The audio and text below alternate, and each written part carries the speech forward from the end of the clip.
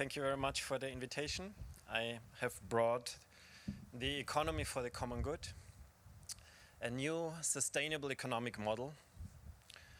How many new sustainable economic models are there at our disposal? More than 5? Yeah, 10? Let's say 10. Circular economy, social and solidarity economy, donut economy, the commons, of course, economic democracy, and 1 of 10, economy for the common good. There is a choice. And actually all of these new sustainable economic models are based on fundamental values, and especially the economy for the common good is based on all of these fundamental values. It's about human dignity and solidarity and social justice and sustainability and democracy.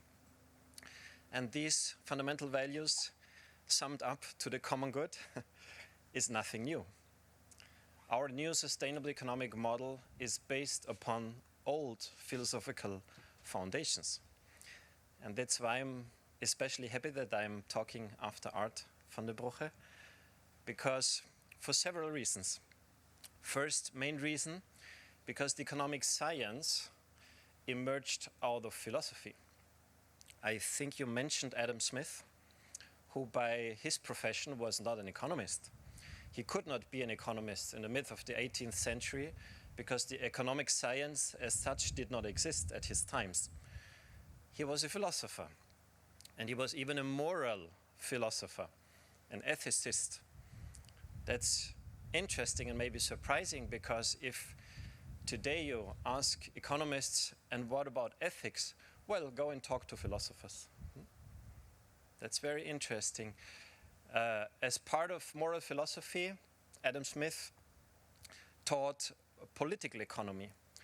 Political economy was much wider than pure economics, because pure economics, actually, according to the Greek oikos, was just about the economy taking part in the households.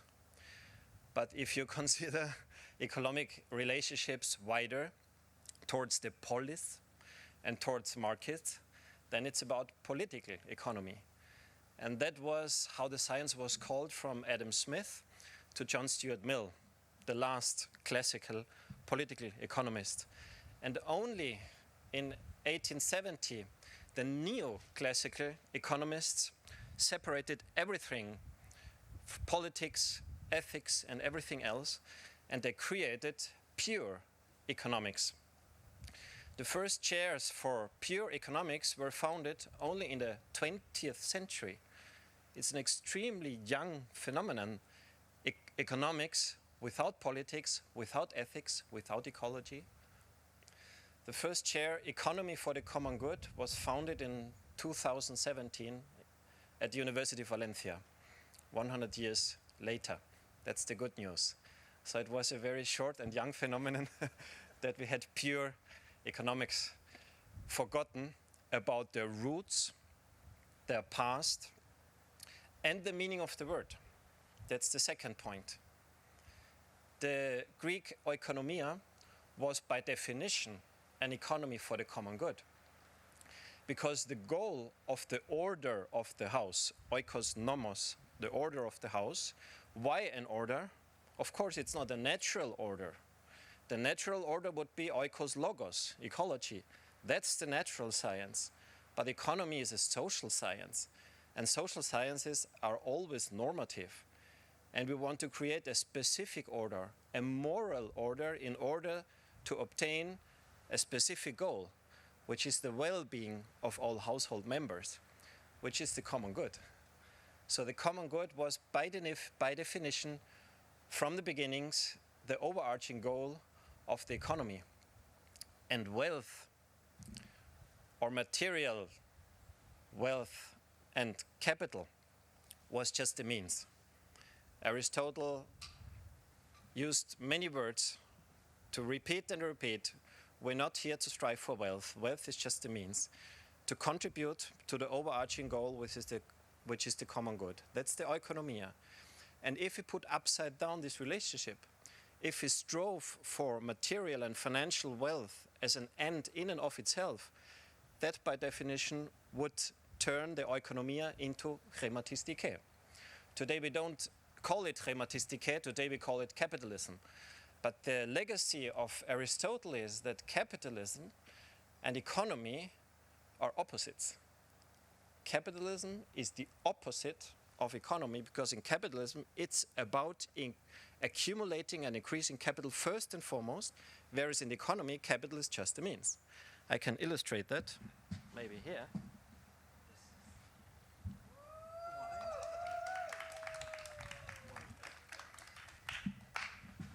And two. In capitalism it's all about shoes. The more shoes the better, always. Economy does not dismiss shoes. I love my shoes, but they're neither the meaning of life nor the goal of the economy. The goal of the economy is different. What I want to say with this, the common good is nothing new. It's a universal, timeless, and intercultural value. In other regions, they might call it buen vivir, Ubuntu, or national happiness, but exists in all cultures, and it always has been considered as the overarching goal of economic activities. And it's that unnew that it's even enshrined in many constitutions. The Bavarian constitution says literally the whole economic activity serves the common good. This is a clear confession towards oikonomia and against capitalism. Because if the Bavarian constitution and other constitutions backed capitalism, they would tell us the whole economic activities serve the increase and accumulation of capital. But they don't tell that. So what's the consequence? The consequence of capitalism and economy being opposites is that we measure the achievement of the goal, which is success, differently in capitalism and in the economy. If the overarching goal is the common good, then in a true economy, we measure the success of a national economy with the common good product, not with GDP. We measure the success of a company with its common good balance sheet, first and foremost, and only in a secondary place with the financial balance sheet. And we measure the success of an investment with its contribution to the common good, thanks to a common good assessment. Because if you measure success with GDP, the monetary GDP, with financial profit and the return on investment, these are monetary parameters. And money in a true economy is just a means. It's not the goal. But success, we have learned and we used to measure always and everywhere according to the achievement of the goal. And the goal is the common good, and not capital and money. So only in capitalism, we measure success correctly with ROI, with profit, and with GDP. But do we want to live in capitalism? Do our constitutions tell us that we should live in capitalism? They don't. And did the ancient philosophers from Aristotle to Adam Smith to nowadays, all these new sustainable economic models tell us that we should consider capital and its increase as a goal and end in and of itself? No, they don't. So actually, it's about a methodological failure. If you measure success in the economy first and foremost with financial and monetary indicators and parameters, the methodology is not correct. And the solution is creating a common good product first and foremost. What could be a common good product? What is the common good? Who would define, who would know what the common good is? Well, all of us. All of those who have a voice, all of those who have an instrument, which might be a voting right, which might be an opinion, which might be the political right to co-shape our democracy. Our pragmatic proposal is that we gather, that you gather, all citizens in a democracy and propose what you understand by the common good. Which are the most relevant ingredients of life quality, well-being, and a good life for all, without difference from the ancient Greeks. Yes, there is one difference, no slaves and no patriarchy. That's why we need to define the common good today, now, with us. And from all proposals that are brought on the table, maybe we sort out the 20 most powerful ones, and they compose the common good diamond and its 20 facets, or the common good product. Very probably there will be health and happiness and flourishing relationships and stable ecosystems, functioning democracy, peace, and some others. And this is the overarching goal for our economic activities and other activities, not GDP. And once we have made this exercise as all citizens, of course the parliament could define it, but I would love the citizens to do it, because then we will identify with the GDP. And if GDP rises, we will not only watch it and look at it because we were the creators of the common good product, but also we will have full certainty if it rises, we are either healthier or happier or more peaceful or socially more cohesive with less inequality. We have full guarantee. When GDP rises, we have no guarantee at all that we are better off. And once we have the democratically composed GDP, we can derive from it the common good balance sheet for companies, measure what every company contributes to the common good, which we had defined before, and to every investment. Before an investment is done, before it is allowed, it will have to pass the common good assessment. What is the common good assessment of an investment? Well, the bank, the stock market, the investor first ask, tell me, what's the impact of that investment on the environment, on the global climate, biodiversity, social cohesion, distribution, gender relations, democracy and dignity? And only if no damage is done, only if there is no externality at all, if no commons are expropriated, if you're not getting poorer thanks to the investment, only then we also check the financial risk assessment as we have ever done, or as we have done since 1870. And only if both exams are passed, the investment will be realized. And for companies, so far, 700 companies have already done a common good balance sheet. And there are other instruments, from B Corps to GRI and others. But what does make the difference? The difference would be made that the common good balance sheet result is measured, for instance, in common good points, and that it can be differentiated. Those who contribute more to the common good, to our fundamental values and to our commons, they achieve a higher score, and those who contribute less or even damage them, they achieve a lower or even a negative score. And you know what will happen if the score is negative in 2 or 3 periods? That's insolvency. Maybe, in last instance, ethical insolvency, because ethics matter. Ethics are the mother of economics. And 700 companies have done it. And first, we will make all this information, this ethically relevant information, which are the foundations of our lives, transparently visible to consumers, investors, everybody. So economic actors can take their individual choices on a better informed base. That's one. Second, we fix the system failure of today's market economy. The system failure of today's market economy consists in if a company takes more responsibility, does not externalize but internalize costs, pays better wages, respects more the environment, it has higher costs than the company that doesn't.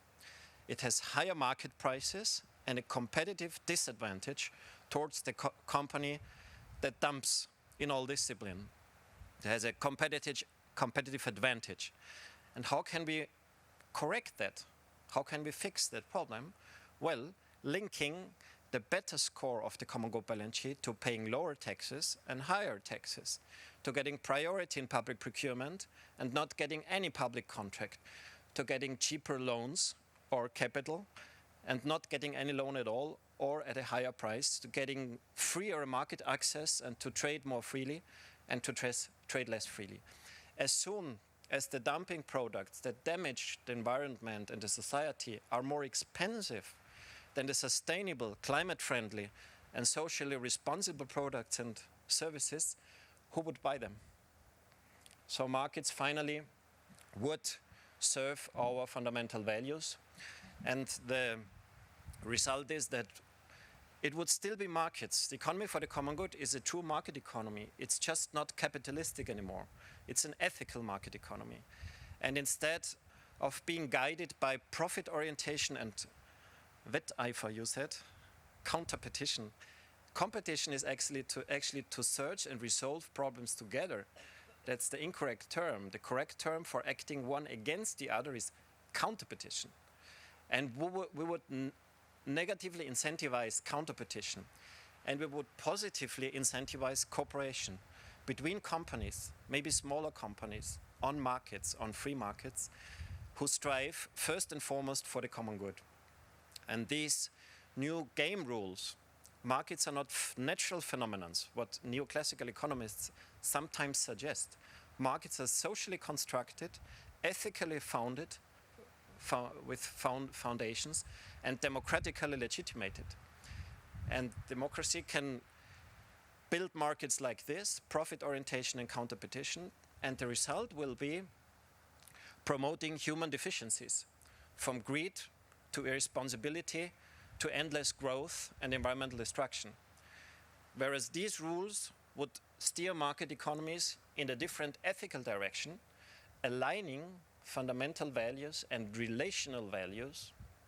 The flourishing of relationships is what most strongly motivates people and most reliably makes us happy. This is what the interdisciplinary science has found out. These are facts which should be taught in economic courses. So align the market laws, if you want, which are democratic laws, with the fundamental values of the society.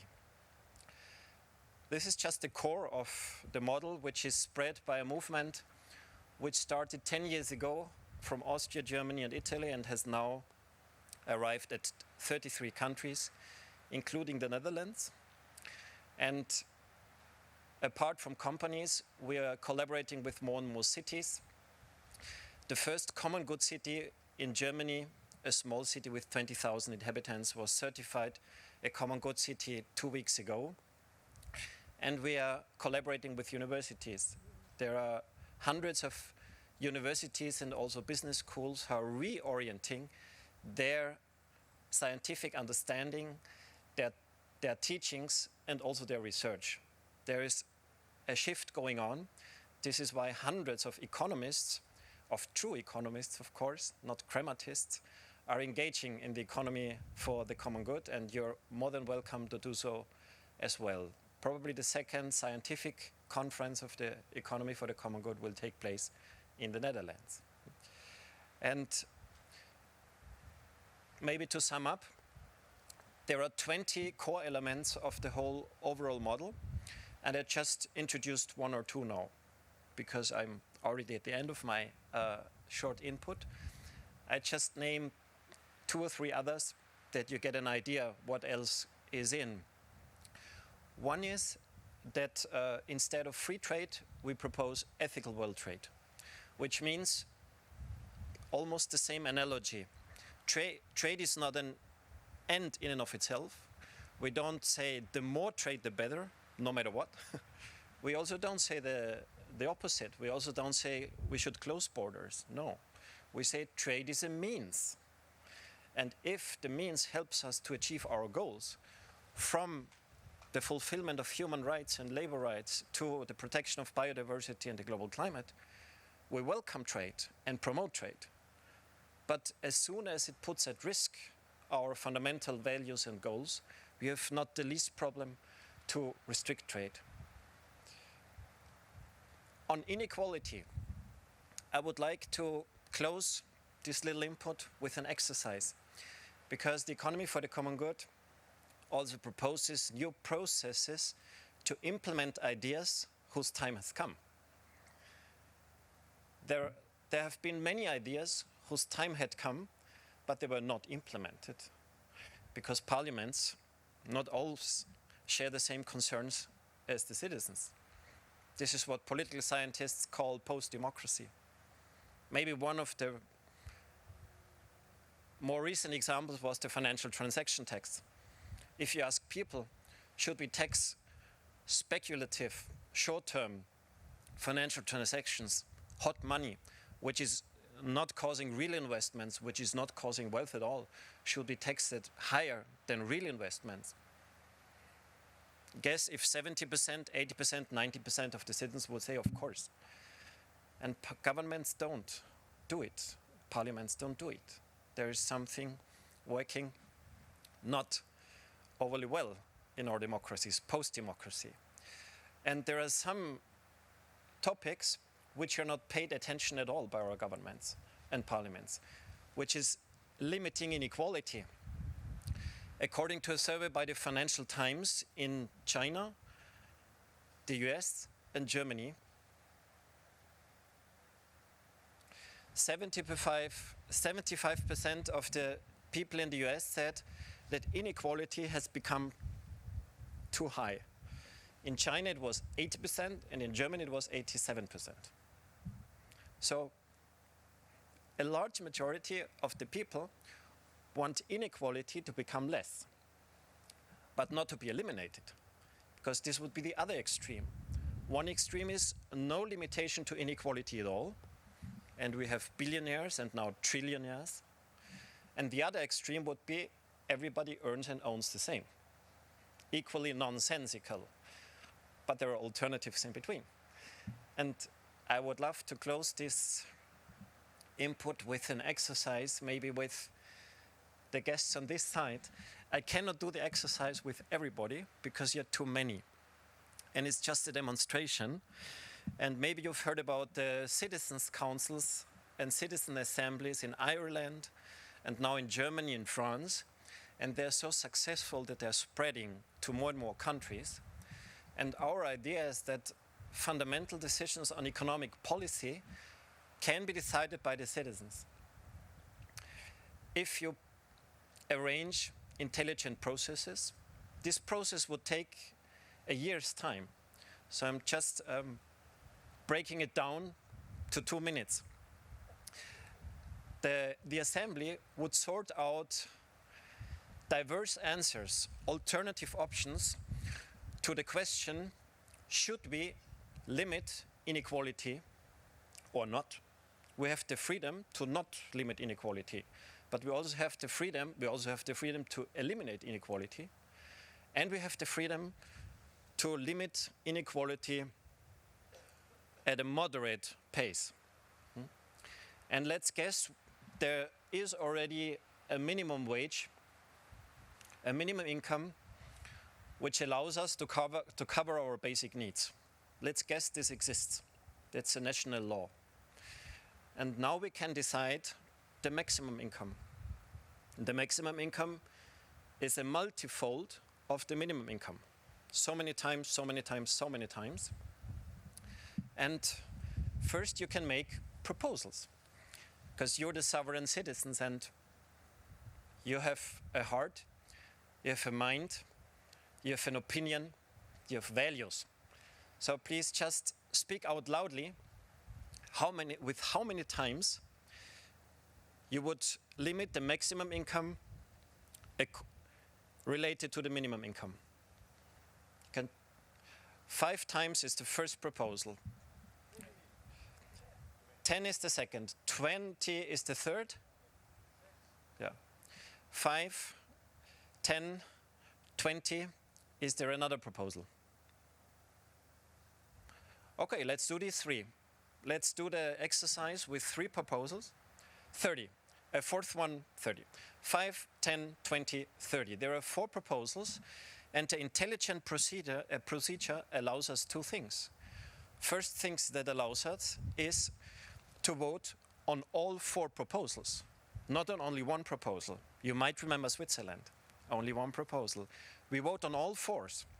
And the second is, we do not measure, hooray, affirmation, because a new billionaire could pay a PR agency, finance a little campaign, and his favorite option could be the winner.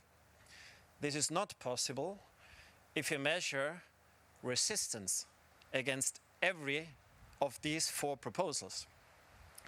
There is a paradox behind. Every rule and every law first restricts a little bit of our freedom. That's unavoidable. But nevertheless, we define many rules and many laws because the win of freedom is bigger, or the law avoids a bigger loss of other freedoms. That's why we decide on laws. But every proposal takes away from our freedom, and it maybe hurts and causes pain. And that's why we feel a certain resistance against laws. And I would ask you, because we can see you, that's the point, we can see you, everybody who is sitting on the slide of the mountain, to show us 4 times your resistance against proposal 1, 2, 3, and 4. And you have 3 versions to show your resistance. The first version is, you listen to the proposal, you feel the pain, how much of freedom would be taken from you if we decided on factor 5, for instance, of maximum of inequality. If you don't feel pain, you don't do anything. There is no energy for resistance in you. You don't raise any arm. The second version is, you listen to the proposal, you feel the pain with the proposal, and you feel some pain because something is not quite comfortable and you have some resistance with which you raise one arm. And the third version is, you listen to the proposal, you feel it, and it hurts a lot. You don't even have to think.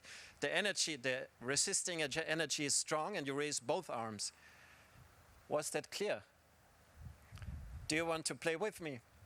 For the others. Everybody will watch you. So, no problem is no arm. A small problem is one arm, and a big problem is 2 arms. Please play with me 4 times.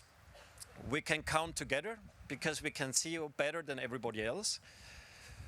First proposal, we go from the smallest to the highest. First proposal is, we allow inequality up to a maximum of 5 times the minimum wage in the same working time, of course. Please show your pain with and your resistance against a maximum factor of 5. Okay, I try to count. 1, 2, 3, 4, 5, 6, 7, 8, 9, 10, 11, 12, 13, 14, 15, 16, 17, 18, 19, 20, 1, 2, 3, 4, 5, 6, 7, 8, 9, 30. I counted 30 votes of resistance. If I'm wrong, you correct me. You will get it. It's about the procedure, and it's an easy procedure. Second proposal. The highest incomes can be up to 10 times the minimum wage. This is the maximum. Please show your pain with and resistance against the maximum factor of inequality of 10. I start counting again. 1, 2, 3, 4, 5, 6, 7, 8, 9, 10, 11, 12, 13, 14. 14 votes of resistance. Yeah, he's nodding. Was correct. Third and second last proposal, we allow resistance up to 20 times the minimum wage.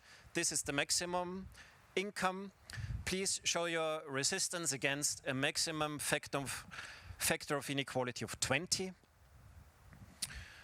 I start from the other side now. 1, 2, 3, 4, 5, 6, 7, 8, 9, 10, 11, 12, 13, 14, 15, 16, 17, 18, 19, 20, 22, 24, 26, 28, 30 again. That's what I counted. And the last proposal is factor 30. So the maximum allowed is 30 times. Please show, for the last time, your pain with and resistance against the maximum factor of inequality of 30. 2, 4, 6, 8, 10, 12, 14, 16, 18, 20, 2, 4, 6, 8, 30, 2, 4, 6, 8, 40, 2, 4, 6, 8, 50, 52, 54. So thank you very much for playing. The result is you created a nice valley. We started with a comparatively high resistance, and the bottom was at the factor 10. So the least resistance, 30 votes against 5, 14 votes against 10, and then it started to rise up again. So this was a little exercise with which I demonstrated that a random citizen assembly in a crash procedure would decide that inequality is also allowed in the sustainable future, but the highest incomes cannot be higher than 10 times the minimum wage, which is already sufficient for a good life in Aristotle's sense. Just to compare, today's inequality in my country, in Austria, is factor 1,250. In Germany, it's factor 80,000. And in the US, it's the factor 360,000. One person earned $5 billion in 1 year. That's the state of the art. That's one nice example of post-democracy. Because neither the US Congress, nor the German Parliament, nor the Austrian Parliament are doing anything against that, anything. But citizens, between 75% and 87% of the citizens, wish that they should do something. And this would be a potential procedure thanks to which we could take these kind of fundamental decisions in a meaningful way, not hurrying for one solution, no, allowing everybody of us to present the best possible solution, and only the best possible solution, which is the most empathic solution that causes the least pain in the sovereign body, that would be the winning solution. Thank you very much for your attention.